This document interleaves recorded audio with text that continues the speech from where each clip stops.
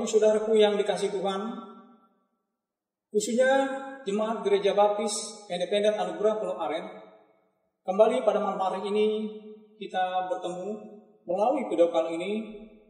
Biarlah kita boleh bersama-sama mendengarkan firman Tuhan.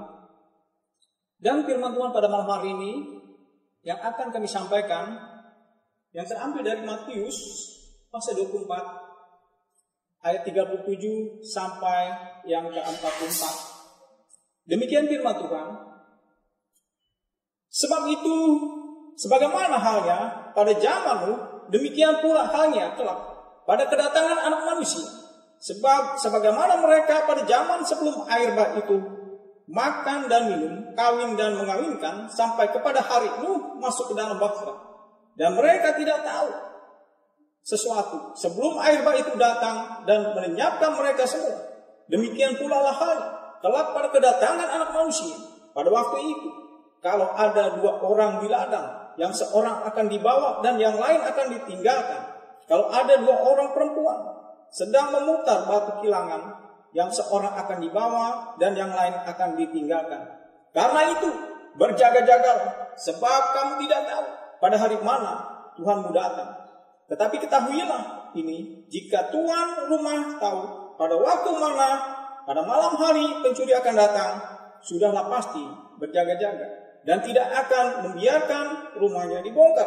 Sebab itu, hendaklah kamu juga siap sedia, karena Anak Manusia datang pada saat yang tidak kamu duga.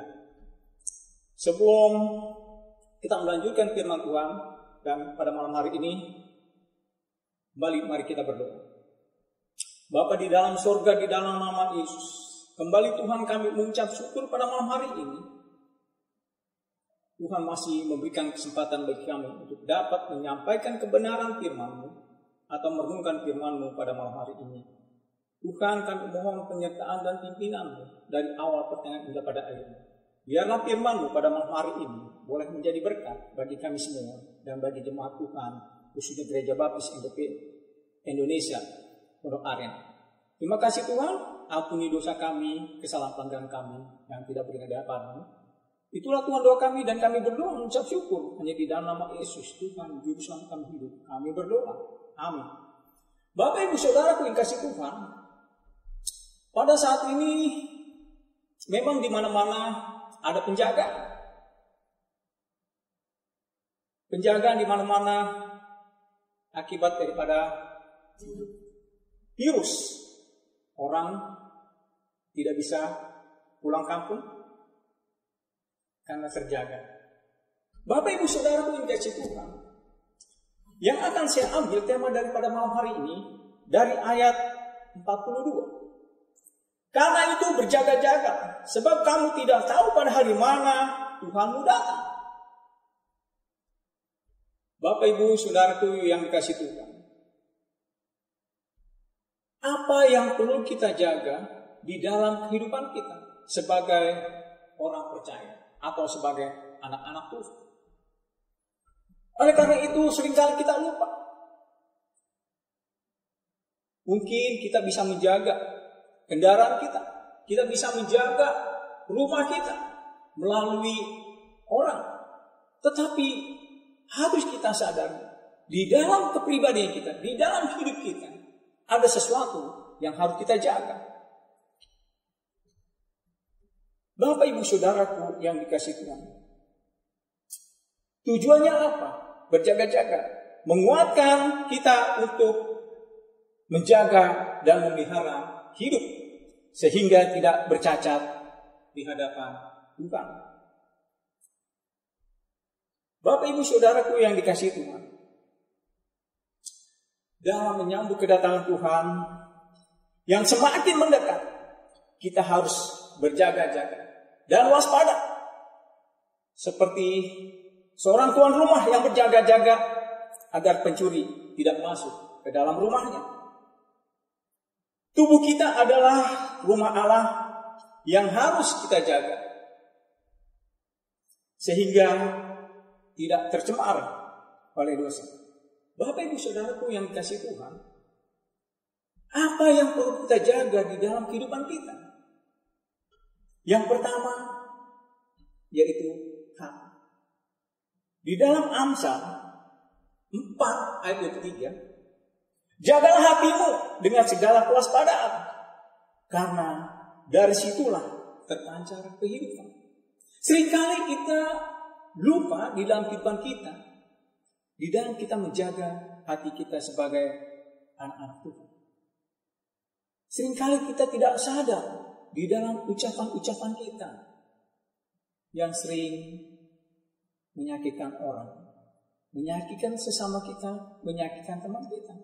Inilah yang kita tidak sadari di dalam kehidupan kita.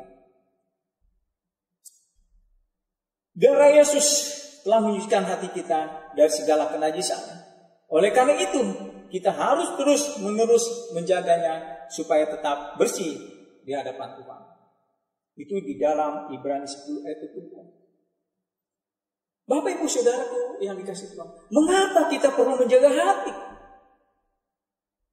Mengapa kita perlu menjaga hati? Karena dari hati mengalir aliran-aliran air hidup. Roh Kudus ya.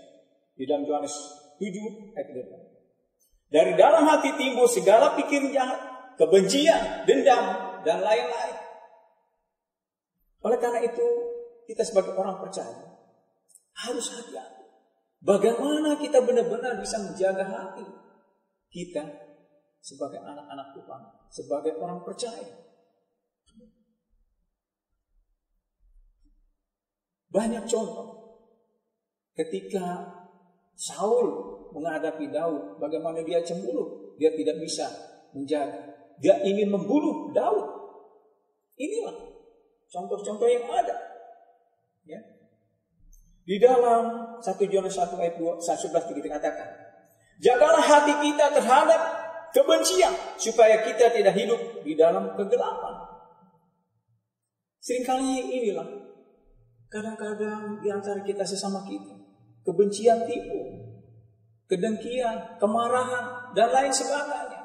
Ini tidak kita sadari sebagai orang percaya di dalam ikut Tuhan. Bapak Ibu Saudaraku yang dikasihi Tuhan, apa yang harus kita jaga? Yang kedua, di sini, itu berjaga-jagalah. Yang perlu kita jaga yang kedua, yaitu bibir, mulut, lidah, yaitu perkataan kita. Ya, di 1 Petrus 3 ayat 10, Yakobus 5 ayat 12. Ya. Kita perlu menjaga bibir, mulut, lidah. Sebab setiap perkataan yang sia-sia harus dipertanggungjawab. Ya. Itu di dalam Matius 12 ayat 36. Ya. Di dalam 1 Petrus 3 ayat 10 juga dikatakan, siapa yang mau memelihara hidup dan mau melihat hari-hari baik, ia harus menjaga lidahnya terhadap yang jahat, dan bibirnya terhadap ucapan-ucapan yang menipu. Bapak Ibu Saudaraku yang dikasihi Tuhan, seringkali di dalam kehidupan kita lupa apa yang kita katakan, apa yang kita ucapkan. Seringkali kita menyakitkan orang, tidak menyenangkan. Inilah ya bibir mulut kita. Kalau tadi hati, sekarang bibir mulut kita. Kadang-kadang kita tidak sadar. Kita melakukan hal-hal yang salah di hadapan Tuhan. Menyakitkan sesama kita. Bisa juga kita menyakitkan Tuhan dengan bibir mulut kita. Bapak Ibu Saudaraku yang dikasihi pada malam hari, biarlah apa yang harus kita jaga. Bukan rumah kita saja, bukan kendaraan kita saja. Tetapi di dalam kehidupan kita, ada yang perlu kita jaga. Dan yang ketiga, Bapak Ibu Saudaraku yang dikasihi Tuhan, apa yang harus kita jaga? Yang ketiga, seringkali kita juga lupa. Ini tingkah laku dan perbuatan kita.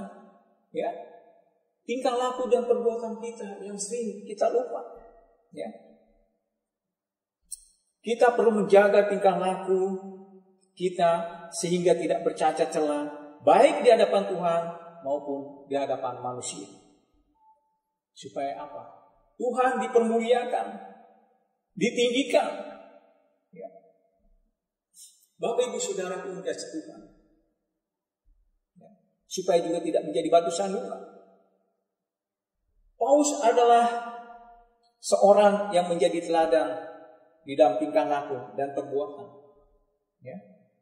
Itu di dalam Filipi 3 ayat 17. Katakan, saudara-saudara ikutilah teladanku dan perhatikanlah mereka yang hidup sama seperti kami yang menjadi teladan. Inilah contoh daripada Paulus. Bagaimana dia menjadi teladan untuk teman-teman, ya, untuk orang lain juga.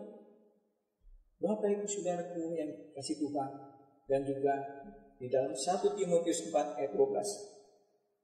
Ya. Janganlah seorang pun menganggap engkau rendah karena engkau muda. Jadilah teladan bagi orang percaya dalam perkataan, dalam tingkah laku, dalam kesucianmu, dalam kesetiaanmu, dan dalam kesucianmu. Maaf, ya. Janganlah seorang pun menganggap engkau rendah karena engkau muda. Jadilah teladan bagi orang percaya dalam perkataanmu, dalam tingkah lakumu, dalam kasihmu, dalam kesetiaanmu, dan dalam kesucianmu. Ini bagaimana kita pun di dalam tingkah laku perbuatan kita harus benar-benar menjadi teladan, menjadi saksi untuk Tuhan dan untuk saudara kita juga. Bapak Ibu Saudara punya kasih Tuhan di dalam kehidupan kita. Bukan sekedar hal-hal yang lain yang perlu kita jaga. Yang menjadi utama di dalam kehidupan kita, yang perlu kita jaga, yang pertama, hati kita. Dan yang kedua, mulut bibir kita. Dan yang ketiga, tingkah laku perbuatan kita. Karena kita orang-orang percaya. Karena kita ada anak-anak. Bagaimana kalau semuanya ini tidak ada di dalam kehidupan saudara dan saya sebagai orang percaya? Tentunya sangat mengherankan. Oleh karena itu Bapak Ibu Saudara kasih Tuhan khususnya jemaat Gereja Baptis Anugerah Pondok Aren, renungan kita pada malam hari ini boleh menjadi berkat untuk kita semua. Mari kita berdoa. Bapa di dalam sorga, di dalam nama Yesus kami mengucap syukur dan terima kasih Tuhan untuk renungan firman-Mu yang singkat. Biarlah Tuhan firman-Mu pada malam hari ini, renungan firman-Mu boleh menjadi berkat bagi kami semua, bagi yang mendengar. Bapa di dalam sorga, terima kasih Tuhan, itu doa kami, dan kami berdoa mengucap syukur hanya di dalam nama Yesus kami berdoa, amin.